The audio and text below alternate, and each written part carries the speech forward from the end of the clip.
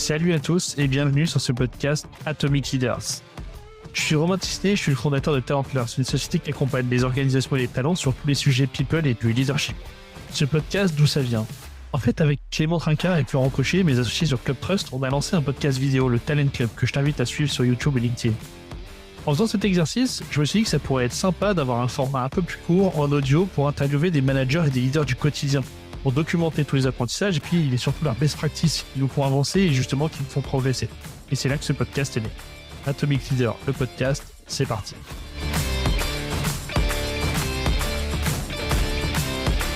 Bonjour à toutes, bonjour à tous, bienvenue dans ce nouvel épisode d'Atomic Leaders. Aujourd'hui, j'ai avec moi Vincent Garnier. Salut Vincent.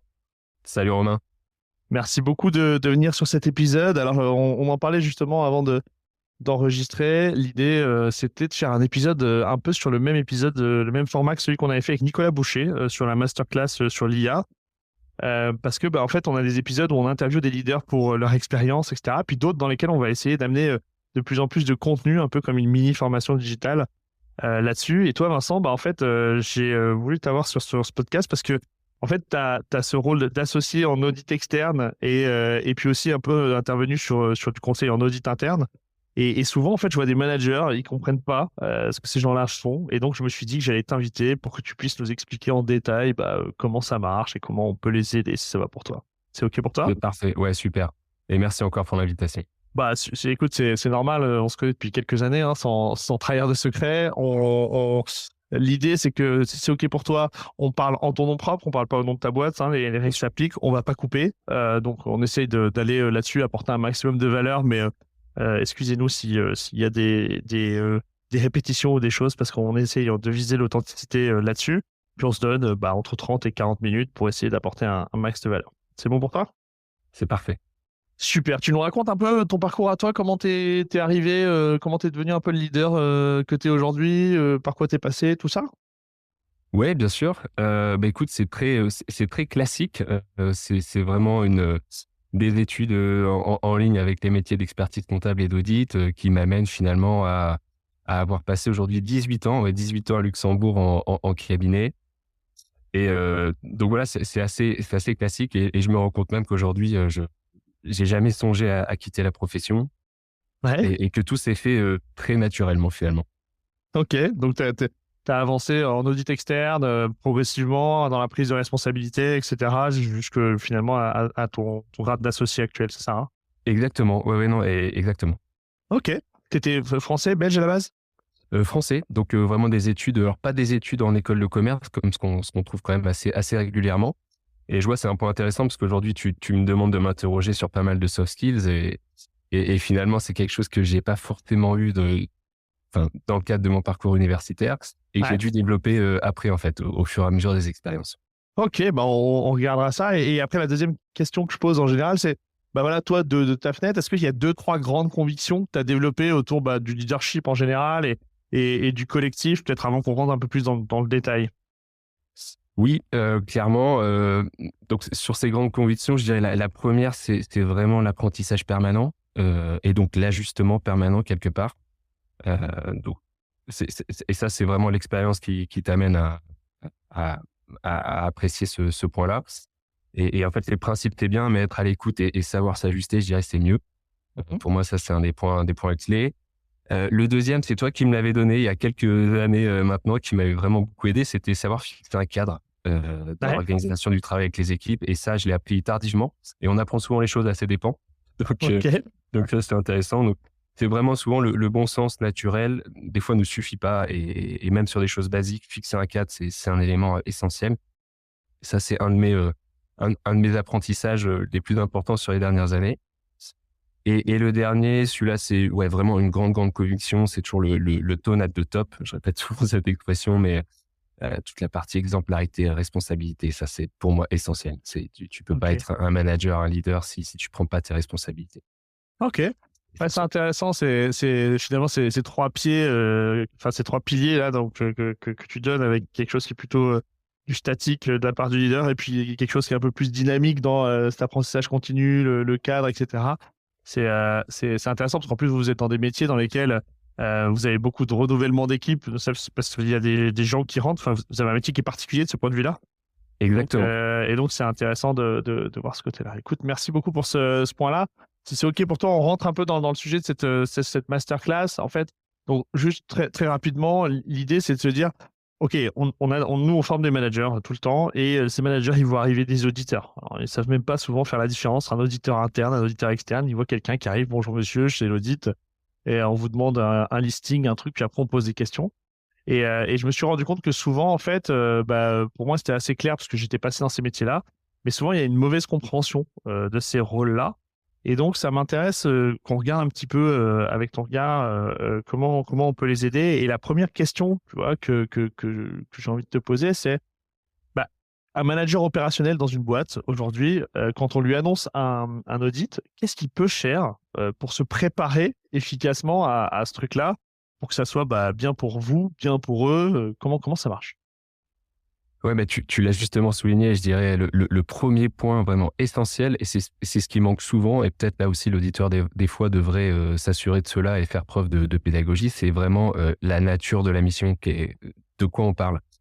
Je pense que ça, c'est vraiment essentiel pour les équipes qui vont subir un audit, c'est de comprendre, mais dans quel cadre, est-ce que c'est un audit financier des comptes annuels et si c'est ça, bah, alors dans quel cadre moi j'interviens? Est-ce que c'est dans le cadre d'un audit interne qui est, soit externalisé, soit même en interne finalement? Et donc c'est comprendre quel va être mon rôle dans ce process et pourquoi je suis audité et quelle est la finalité. Et souvent, si on a la réponse à ces questions, ça va vraiment aider nous-mêmes, le manager qui subit cet audit et nos équipes, finalement à mieux appréhender cet audit et aussi à en tirer des choses positives pour nous parce que c'est aussi ça l'objectif. OK, donc du coup, la première étape, tu dis, c'est moi, on m'annonce un audit, je dois comprendre, finalement, qu'est-ce qu'ils viennent checker, là? Pourquoi faire au niveau macro et en quoi ma partie, finalement, alimente ou contribue à ce truc-là? Exactement. Ça, c'est vraiment essentiel. Et d'où l'importance souvent d'avoir ce meeting préparatoire, ce qu'on appelle ça un kick-off, et c'est vraiment, avec l'auditeur et même en interne, je pense se positionner en interne. C'est quel va être mon rôle dans ce process? Pourquoi je suis audité? OK, super. Ensuite, concrètement, moi, ce que je ressens, c'est que c'est un peu comme à l'école, hein. On a des contrôles annuels et puis on a du contrôle continu et souvent la question qu'on me pose, c'est: est-ce qu'il y a des petites choses qu'on peut mettre en place un peu au quotidien dans des routines pour justement, être prêt, éviter les mauvaises surprises et être dans les meilleures conditions au moment où l'auditeur interne ou externe, arrive? Oui, alors il y a des petits tips, hein, comme on dit, tu as cité le mot routine que j'aime beaucoup. Donc les 2 mots clés, ça va être communication, on en a parlé et anticipation. Anticipation, comment? Bah, par un planning, une timeline, donc vraiment, essayer d'identifier enfin, de monter une timeline en Mmh. partenariat bien sûr avec l'auditeur. Ouais. Souvent, alors petite erreur qui est souvent, faite, c'est ne pas sous-estimer le temps qui va être nécessaire. OK. Pourquoi je dis ça? C'est parce que souvent l'audit arrive en plus c'est jamais une priorité pour les audités souvent.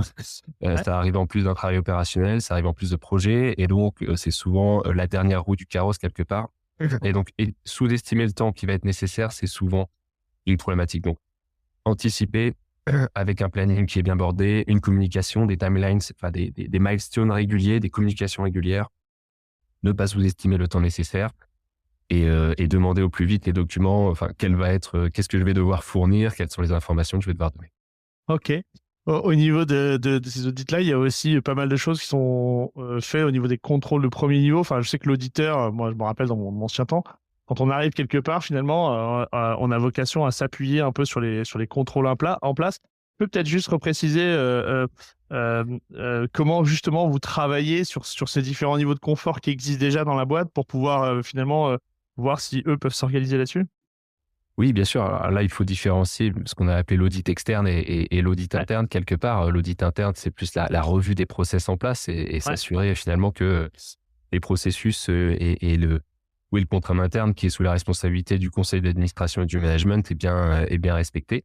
Donc ça, c'est un 1er point. En ce qui concerne l'audit externe, on a la possibilité, en fonction des entités, de s'appuyer sur le contrôle interne. Et même si on ne s'appuie pas sur le contrôle interne, on a l'obligation finalement d'avoir une compréhension de ce contrôle interne. Donc dans tous les cas, on va devoir, en tant qu'auditeur externe, avoir ces discussions et l'envisager, je dirais. OK. Donc ça démarre souvent par, des discussions et une compréhension, via discussion de la part de l'auditeur externe sur les process, sur les métiers. Qu'est-ce que le manager et ses équipes font au quotidien, le quotidien. Ok. Et là-dessus, vous regardez si, par exemple, si vous regardez, donc vous comprenez le process, vous regardez s'il fait des contrôles, s'ils sont documentés, c'est ça le genre de Tout à check fait, que vous faites, hein. tout à fait. Et ça, c'est important et on en revient en termes de pédagogie. Je pense que c'est aussi important pour l'auditeur externe d'avoir beaucoup de pédagogie par rapport à ce qu'il fait, pourquoi il le fait. C'est souvent la frustration que l'on va rencontrer.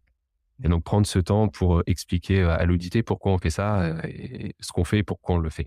Et Ok.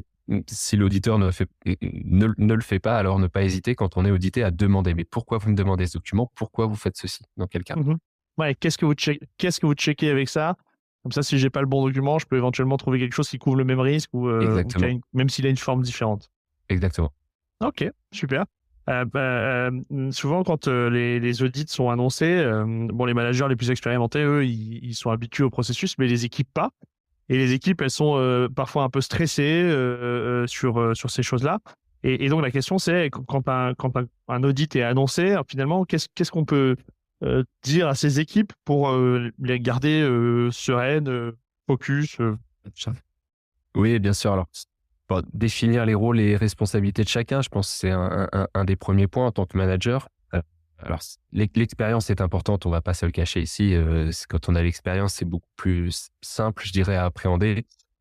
Mais quand on a peu d'expérience, alors être très méthodique, très organisé va permettre de combler. Donc, en tant que manager, moi, je conseillerais vraiment déjà de prendre le leadership quand même Mhm. sur ce point. Donc, de pas faire penser aux équipes parce que tonade de top, on en revient. C'est si quelque part Ouais. le manager de l'équipe considère ça comme non important et met ça de côté, ben, c'est clair que les équipes vont finalement réagir à cette action, à cette réaction. Donc, je pense qu'en tant que manager, prendre sa responsabilité, prendre le leadership et ensuite définir rôle et respo de chacun, identifier une timeline. On rentre dans de la gestion de projet assez standard, prévoir des plages de discussion régulières. On est sur de la gestion de projet. Donc, clairement, ici également, je dirais déléguer ce qu'on peut déléguer en tant que manager, mais pas forcément déléguer la responsabilité et le stress qui va avec. Ça, c'est important. Ok. Ouais, donc je comprends, finalement, il y a la partie opérationnelle, et ça s'organise comme un mini-projet hein, sur Oui, l'organisation du temps, etc. Et puis la partie plutôt managériale, dans laquelle, en fait, je reste accountable en étant manager de ce qui va sortir. Et donc, finalement, ils vont venir voir ce qu'on fait, mais c'est à moi, manager, de répondre, finalement, de ce que collectivement, on sort ou on sort pas. exactement. Sur la gestion du temps, finalement, il vaut mieux quoi? Il vaut mieux qu'un manager, il prévoit un gros bloc de plusieurs jours là-dessus. Il vaut mieux qu'il prévoie un peu de temps tout le temps. Enfin, c'est quoi le plus simple pour que vos interventions se passent le mieux possible? Alors, en général, c'est vraiment s'assurer une communication continue. Ça dépendra vraiment du scope, hein, qui est affecté à l'équipe Ouais, en charge, mais prévoir une communication continue. Quand on a peu d'informations ou qu'on a peu d'expérience, je dirais surorganiser et surcommuniquer n'est jamais un problème. Et d'ailleurs, on voit c'est souvent ce qui se passe quand on a un audit, N-1 qui s'est pas très bien passé, qui était pas très fluide. ouais, On va souvent avoir tendance l'année d'après, alors à surcommuniquer et à surorganiser, même à mettre des blocs, des weekly meetings, ouais. d'1 heure, même si on utilise 5 ou 10 minutes parce que tout roule, et ben, c'est une bonne option pour retrouver de la fluidité. Donc ça, c'est vraiment le conseil que je donnerais là-dessus. Ok, super. Une grosse partie du travail du manager qui va être audité, ça va être de préparer finalement des informations et de les centraliser, de les structurer, etc. Finalement, quand on est face à ce processus et qu'on est manager opérationnel, hein, je me mets à la place du manager de contrôle de gestion, etc. On reçoit un query log avec des choses qu'on nous demande hein, concrètement, mais on Tout à sait fait. jamais trop jusqu'où on va ou quoi faire. Finalement, ça serait quoi, toi, ton conseil pour justement que la personne, elle se rende compte de ce qui est pertinent, moins pertinent et comment le structurer, le centraliser? Alors ouais, sur cette centralisation aujourd'hui, l'utilisation d'outils type SharePoint est hautement recommandée. Je dirais que Ouais, la majorité des cabinets d'audit ou des auditeurs, probablement même auditeurs internes, vont utiliser ce type d'outils technologiques et ça aide vraiment à la fluidité de l'audit. Donc ça je le recommande vraiment sur la centralisation. Bon après des fichiers Excel ont fait leurs preuves, hein, mais on s'aperçoit clairement que la technologie là-dessus va amener de la fluidité. Après évidemment, ça remplacera jamais, la communication orale. Donc là ce que je conseille, c'est quand on reçoit une query log d'un auditeur, c'est prendre un meeting de 15, 20 minutes, 30 minutes s'il faut pour passer chaque élément et comprendre exactement ce qu'on me demande. Parce que voilà, ce qui peut être très clair chez un auditeur qui fait ça toute la journée et qui demande des éléments ne le sera pas forcément pour la personne.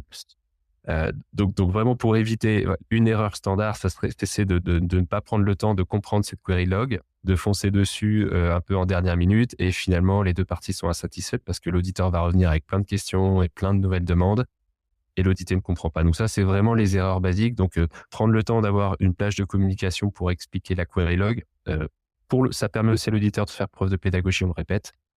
Ça me semble essentiel. Ok, super. Tu amènes un point intéressant en suivi, genre en rebond justement, qui est celui des questions, parce que finalement, dans ce genre de processus, on reçoit des questions. Souvent, c'est des questions sur des morceaux et donc bah, les managers, ils savent pas bien trop répondre à ces trucs-là. Et donc du coup, dans la gestion des questions, c'est quoi la bonne façon d'appréhender une session de questions-réponses avec un auditeur interne ou externe? Comment tu conseillerais de s'y prendre? Bah, là, tu arrives au cœur du problème, au cœur des discussions, parce que souvent, Ouais. c'est effectivement ces questions qui arrivent 1 ou 2 jours avant la deadline qui vont générer beaucoup de crispation et on le comprend parfaitement aussi en tant qu'auditeur et nous aussi de notre côté, hein, on a aussi des choses qu'on doit en permanence améliorer. Hem, bon, l'expérience, ici est importante. L'idée, c'est pas d'éviter les questions parce qu'on en aura toujours. Mais c'est comment on fait pour pour qu'on s'assure qu'elles ne tombent pas justement 2 jours avant cette fameuse deadline. Donc la communication continue, on y revient. Peut-être, un point important, c'est s'assurer que les bonnes personnes à un moment donné sont dans les bons meetings. Ouais. Pourquoi? C'est-à-dire qu'à un moment, ce qui est important, c'est d'avoir les personnes qui prennent les décisions côté auditeur aussi. Donc, que ce soit manager et associé évidemment. C'est très bien que l'associé, c'est très compliqué des fois à avoir, mais il faut essayer de poser la chose et au moins d'avoir une personne très expérimentée côté auditeur qui va pouvoir clôturer des sujets. Je pense que c'est ça Ouais. souvent, c'est bien, mais ce sujet, on le clôture jamais, et finalement, c'est avoir la bonne personne en face qui clôture un sujet. Mmh. Faire preuve de pédagogie aussi pour l'auditeur en disant: «OK, bah, suite à la revue du dossier, je pourrais avoir quelques questions à la toute fin, mais ce sera à la marge. Ce sera pas, Ouais. tout le process à revoir». Donc encore une fois, communication continue, s'assurer qu'en fait les expectations sont les mêmes des 2 côtés, donc éviter un peu les expectation gap, et impliquer les bonnes personnes au bon moment, qui vont pouvoir prendre des décisions et clôturer les sujets. Ça c'est essentiel. Parce que les questions, il va y en avoir. C'est illusoire Ouais. de les éviter. En fait, ce que j'aime bien dans l'image, c'est ça, c'est de se dire finalement, il y a des questions qui divergent et des questions qui convergent, hein. C'est ça que je Exact. comprends ce que tu dis et que souvent quand on est sur le terrain et cetera, on est plutôt sur des questions qui divergent, ce qui fait qu'on ouvre des sujets sur des sujets sur des sujets, avec le sentiment qu'en fait, on est en train d'essuyer le soleil à faire des trucs pas possibles. Alors qu'en Exact. réalité, il faut viser des questions qui convergent. C'est-à-dire, en fait, il faut ce que j'entends, c'est il faut mettre les bonnes personnes dans la pièce pour faire converger les questions sur une décision qui est, bon, bah, c'est bon, c'est pas bon ou c'est entre les 2, mais on clôture ce truc-là, quoi. Exactement et là, l'erreur que l'on voit régulièrement des 2 côtés de la barrière, je dirais, c'est, finalement, des enchaînements de mails ou de demandes, hein, via système de query log ou autre. Alors même que des fois, un meeting d'1 heure peut faire des miracles, avec les Ouais. bonnes personnes dans ce meeting et ça, c'est, à un moment donné et c'est là où la responsabilité du manager sur une équipe est importante Mmh. et lui, il doit s'assurer qu'il a la bonne personne côté auditeur, en fait, là, le bon relais qui souvent va être le manager, senior manager en charge de la mission. Mais avoir un accès, indirectement ou directement à l'associé peut être aussi un bon point. Un bon moment. Et on en revient toujours à ces problématiques de communication. Une Ouais. communication, gouvernance de projet, c'est des bon, on enfonce un peu quelques portes ouvertes, mais c'est vraiment les basiques ici. Ouais, bah, alors, ouais, ça, sur le fait qu'il faut communiquer, ouais, mais j'avais pas, tu vois, bien en tête, ce que tu amènes sur cette notion de convergence-divergence, là, avec des questions où on doit clôturer les sujets, finalement. La bonne question, c'est: «OK, qu'est-ce que vous avez besoin de savoir pour qu'on clôture ce point, quoi?» Exactement, Et exactement. après, à ce moment-là, on explique le chemin logique. OK. Est-ce qu'il y a des méga erreurs à éviter? Donc quelqu'un qui nous écouterait, est-ce que tu as quelques alors attention, hein, quelques exemples réels ou virtuels, on n'est pas là pour savoir ce qu'il y a, mais les plus grosses erreurs à éviter quand justement je me fais auditer par l'audit interne, l'audit externe. Bien sûr. Bon, on en a déjà cité quelques-unes, hein, mais bah, je dirais la une des plus grosses, c'est probablement, pas de nouvelles, bonnes nouvelles, quoi. S'il y a pas de nouvelles, il y a pas de nouvelles. C'est le projet n'avance pas. Et ça, c'est vraiment le point important, c'est ne pas laisser la mission quelque part. Côté audité, ne pas Ouais. se dire: «Je mets ça sous la moquette, on aura pas de nouvelles, ça va, ça avance» et parce que ça va le pop-up, il va être extrêmement violent et il arrivera forcément au mauvais moment. Donc et je dirais, ça c'était un autre point dont on a discuté, c'est être acteur du processus et pas spectateur. C'est vraiment ça mon point. Donc ne Ok. pas laisser filer l'audit. Si vous n'avez pas de nouvelles, c'est pas forcément une bonne nouvelle, donc réagissez, voilà, réagissez, soyez proactifs. C'est comme avec les impôts. Tu dis ils m'ont oublié, et Ouais, en fait, probablement pas. C'est juste que tu sais pas encore qu'il y a quelque chose qui arrive. exactement, exactement. Ok, très clair. À la fin de ce processus, l'auditeur, qu'il soit interne ou externe, il émet un rapport. Donc déjà, bon, il y a toutes les discussions sur est-ce que finalement c'est une priorité 1 ou 74, etc. Mais une fois qu'on a réglé ces sujets-là, bah, l'auditeur, il émet un rapport qui est à destination de son client.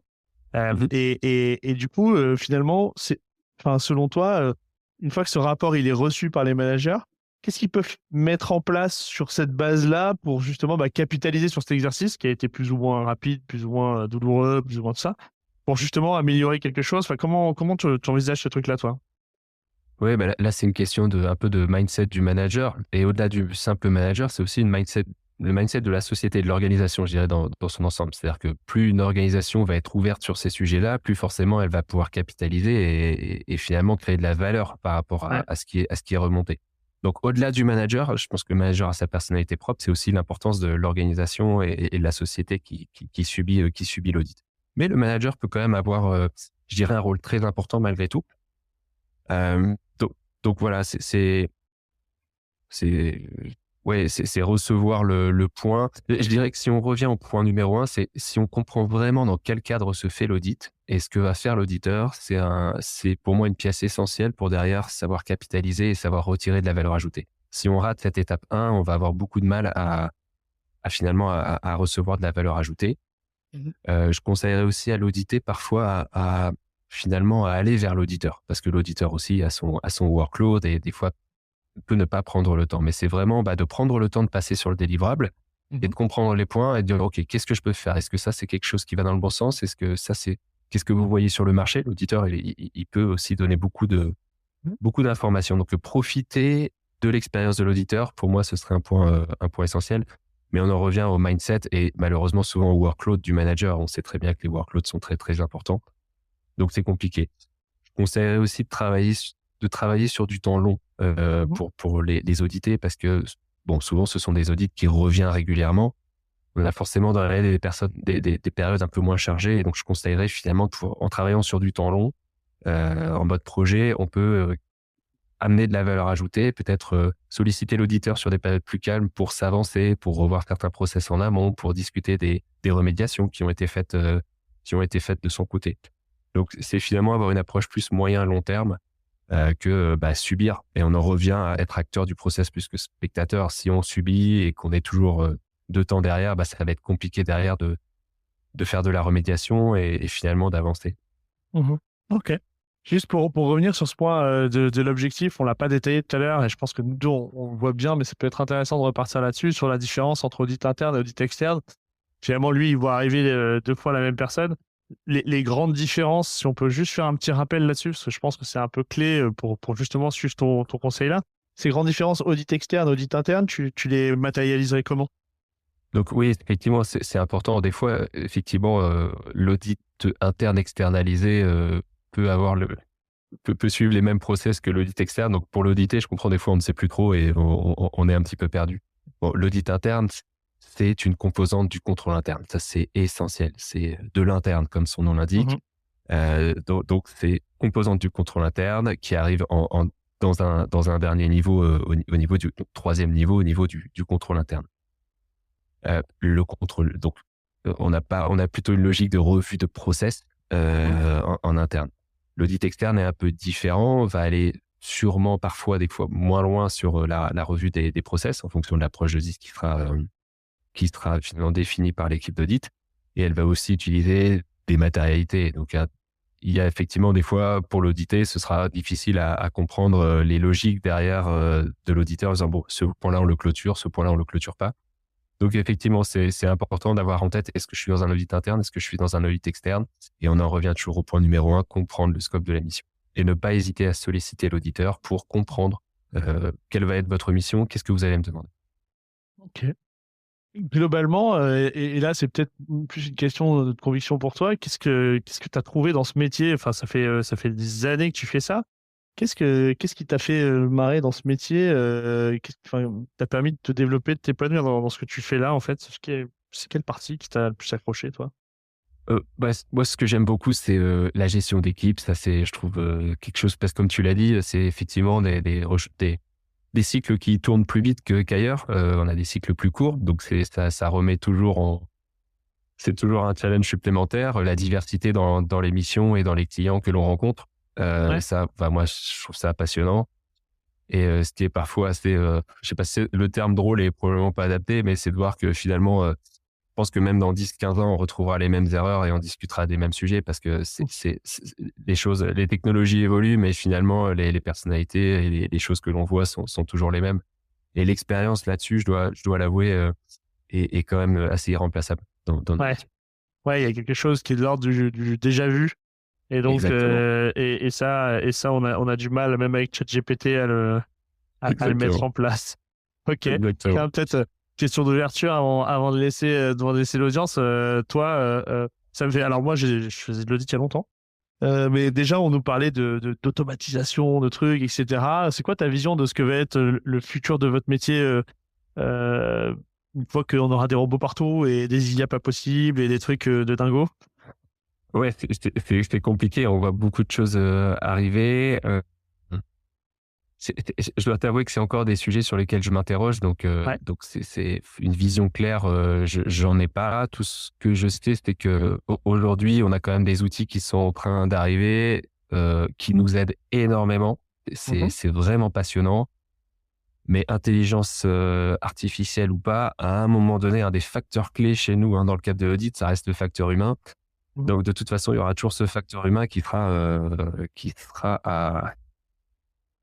un point à considérer en tant qu'auditeur. Mais clairement, aujourd'hui, nos métiers changent et je pense, même si j'ai pas une vision claire de où on va, je m'attends à des changements majeurs. Je sais pas, Mhm. dans 10 ans, probablement, notre métier sera très, très important. Après, il y a, bon, les process mènent du temps à arriver, on le voit. Mhm. Euh, mais les outils arrivent, on le voit, mais ça met quand même un peu de temps. Donc c'est pour ça que c'est difficile pour moi d'avoir cette vision. Mhm. Je Ouais, bien t'avoue sûr, que bien c'est un sûr. sujet sur lequel je m'interroge encore beaucoup. Pas tout le monde, Euh, hein, je crois, hein. ouais, ouais, J'ai encore rencontré personne qui m'a dit, bah voilà, il va se passer ça. c'est On clair. est à peu près sûr, il va se passer ouais, ça. Non, mais par contre, ce qui est intéressant, c'est le côté humain qui va rester, parce que oui, vous avez un métier à jugement professionnel et Exactement. qui engage une responsabilité et que ce truc-là, la loi n'acceptera jamais de le déléguer à un outil, ou alors il faudra vraiment que ça change beaucoup. Et puis de toute façon, il y a des outils, il y a intelligence artificielle, mais à la fin, il y a toujours quelqu'un qui met le setup en place et il y a toujours quelqu'un qui va Ouais. appuyer sur un bouton et c'est là, en fait, que les choses se jouent et que les erreurs, donc en fait, on va changer peut-être les zones de risque, mais les zones de risque seront toujours là et à la fin, ce sera toujours aussi quelque chose piloté par un humain. Après, Ouais, tu auras un peut-être risque que de paramétrage plus que d'exécution réelle. exactement, ce qui va probablement changer, c'est les compétences nécessaires à mener Ouais. l'audit JS. Ça, c'est un point, peut-être un des points intéressants, et effectivement, que ce seront plus des compétences autour de la technologie. Ok. Clairement, Ok. Très clairement. clair. Écoute, merci beaucoup. Ça fait 30 minutes qu'on est ensemble. Moi, je trouvais ça intéressant. Je retiens vraiment les deux, trois points là je retiens bien, c'est cette notion de divergence et de convergence que moi, personnellement, m'a parlé dans l'épisode.